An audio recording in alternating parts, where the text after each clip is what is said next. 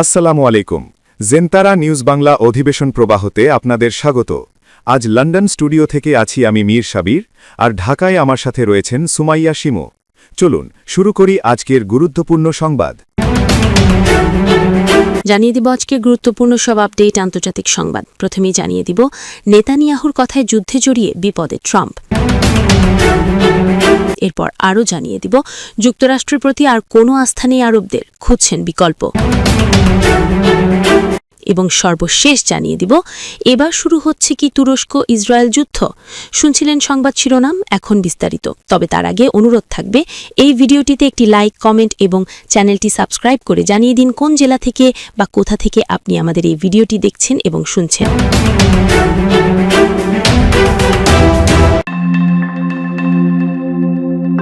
খোদ ইসরায়েলে নেতানিয়াহুর গ্রহণযোগ্যতা অনেকটাই খাদের কিনারায়। ফিলিস্তিন আর ইরান ইস্যুতে ইসরায়েলের জনগণের বড় একটি অংশ নেতানিয়াহুকে সমর্থন করছে না।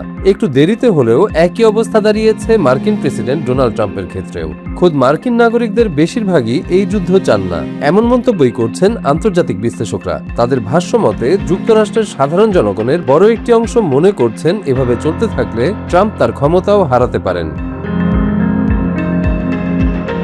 মার্কিন প্রেসিডেন্ট ডোনাল্ড ট্রাম্পকে ঘিরে যুক্তরাষ্ট্রের রাজনৈতিক অঙ্গনে নতুন করে তীব্র বিতর্ক তৈরি হয়েছে। মধ্যপ্রাচ্যের চলমান উত্তেজনা, বিশেষ করে ইরানকে ঘিরে সামরিক চাপ ও হুমকির প্রেক্ষাপটে এবার সিআইএর সাবেক পরিচালক জন ব্রেনান তাকে সরাসরি মানসিকভাবে ভারসাম্যহীন আখ্যা দিয়েছেন। একই সঙ্গে তিনি ট্রাম্পকে পদচ্যুত করার দাবি তুলেছেন। তার এই মন্তব্য ওয়াশিংটনে নতুন করে আলোচনা ও বিতর্কের জন্ম দিয়েছে। এর আগে যুক্তরাষ্ট্র ও ইরানের মধ্যে নৌ অবরোধ ও পাল্টা হুমকি ঘিরে পরিস্থিতি আরও উত্তপ্ত হয়ে ওঠে। সেই প্রেক্ষাপটে ট্রাম্পের কঠোর অবস্থান ও সামরিক হুমকিমূলক বক্তব্য নিয়েও আন্তর্জাতিক অঙ্গনে সমালোচনা বাড়তে থাকে। ব্রেনানের মন্তব্য সেই বিতর্ককে আরও উস্কে দিয়েছে। বারাক ওবামা প্রশাসনে সিআইএর প্রধান হিসেবে দায়িত্ব পালন করা ব্রেনান সম্প্রতি এমএস নাউকে দেওয়া এক সাক্ষাৎকারে এসব কথা বলেন। তিনি দাবি করেন অযোগ্যতার কারণে ট্রাম্পকে অপসারণের যুক্তি রয়েছে এবং মার্কিন সংবিধানের 25তম সংশোধনী এমন পরিস্থিতির কথা মাথায় রেখেই তৈরি করা হয়েছিল। সাক্ষাৎকারে ব্রেনান বলেন, ইরানি সভ্যতার ধ্বংসের বিষয়ে ট্রাম্পের সাম্প্রতিক উস্কানিমূলক বক্তব্য এবং এতে সম্ভাব্য বড় ধরনের প্রাণহানির ঝুঁকি তাকে পদচ্যুত করার যৌক্তিকতা তৈরি করেছে। তার মতে এ ধরনের অবস্থান যুক্তরাষ্ট্রের বৈশ্বিক নিরাপত্তার জন্যও বড় হুমকি।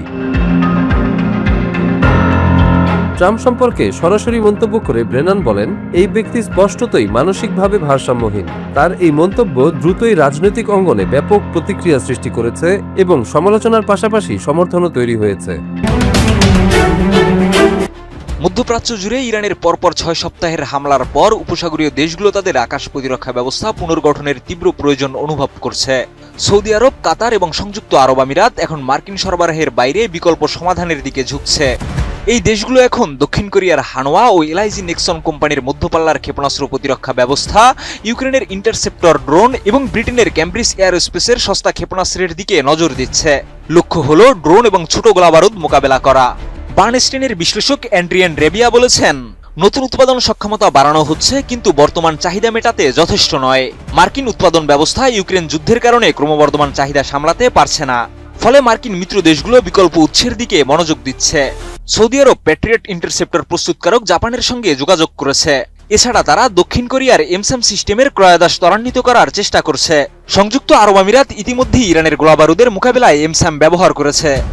এছাড়া রিয়াদ এবং কাতার ইউক্রেনের সঙ্গে প্রতিরক্ষা সহযোগিতা চুক্তি করেছে। কাতার সম্প্রতি ইউক্রেনের ইন্টারসেপ্টর ড্রোন প্রশিক্ষণ কেন্দ্র পরিদর্শন করেছে এবং ইউক্রেনের এক শীর্ষ প্রতিরক্ষা প্রতিষ্ঠানের প্রতিনিধিরা নিশ্চিত করেছেন তারা উপসাগরীয় দেশগুলোর জন্য বৈচিত্র্যময়, সমন্বিত ও বহুমুখী আকাশ প্রতিরক্ষা ব্যবস্থা সরবরাহে সক্ষম। যুক্তরাষ্ট্রের প্যাট্রিয়ট সরবরাহ দীর্ঘ সময় নেয়, তাই দ্রুত সরবরাহযোগ্য বিকল্পগুলোতে মনোযোগ যাচ্ছে দেশগুলোর।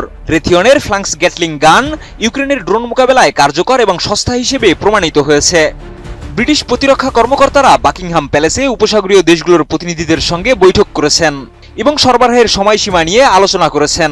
নতুন প্রতিরক্ষা স্টার্টআপগুলো সক্রিয়ভাবে সরঞ্জাম সরবরাহের প্রক্রিয়া শুরু করেছে। ইরান যুদ্ধের প্রভাবে মধ্যপ্রাচ্য দীর্ঘদিন ধরেই অস্থির। পরিস্থিতি কিছুটা ভিন্ন দিকে মোড় নিতে শুরু করলেও নতুন করে আরেকটি সংঘাতের আশঙ্কা দেখা দিচ্ছে। এবার তুরস্ককে ঘিরেই তৈরি হচ্ছে নতুন সমীকরণ। তুরস্কের সাবেক গোয়েন্দা কর্মকর্তা ও বর্তমান পররাষ্ট্রমন্ত্রীর এক মন্তব্যে এই শঙ্কা আরও জোরালো হয়েছে। তিনি বলেন, ইসরায়েল নিজের অস্তিত্ব টিকিয়ে রাখতে নতুন শত্রু খুঁজছে, আর সেই সম্ভাব্য নতুন শত্রু হতে পারে তুরস্ক।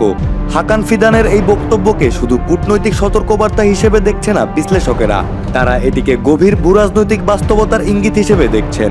সাম্প্রতিক বছরগুলোতে তুরস্ক আঞ্চলিক প্রভাব উল্লেখযোগ্যভাবে বাড়িয়েছে। সিরিয়া ও লিবিয়া থেকে শুরু করে আফ্রিকার বিভিন্ন অঞ্চলে তুরস্কের সক্রিয় উপস্থিতি ইসরায়েলের জন্য উদ্বেগের কারণ হয়ে উঠেছে এবং গাজা নিয়ে ধারাবাহিক সমালোচনা দুই দেশের সম্পর্ককে আরও দূরে ঠেলে দিয়েছে। আনাদোলু নিউজকে দেওয়া ওই সাক্ষাৎকারে ফিদান স্পষ্ট করে বলেন, ইসরায়েল কৌশলগতভাবে নিজেকে টিকিয়ে রাখতে স্থায়ী শত্রু খুঁজছে। অতীতে ইরানকে কেন্দ্র করে যে বৈরিতা তৈরি করা হয়েছিল, এখন সেটি ধীরে ধীরে তুরস্কের দিকে মোড় নিচ্ছে। অন্যদিকে তুরস্কও ইসরায়েলের এই গোপন পরিকল্পনা সম্পর্কে সচেতন বলে উল্লেখ করেছেন বিশেষজ্ঞরা। আঙ্কারার বিশেষজ্ঞরা বলছেন, ইসরায়েল যদি তুরস্কের হামলার মতো বোকামি করে তাহলে তাদের মানচিত্র হুমকির মধ্যে পড়বে।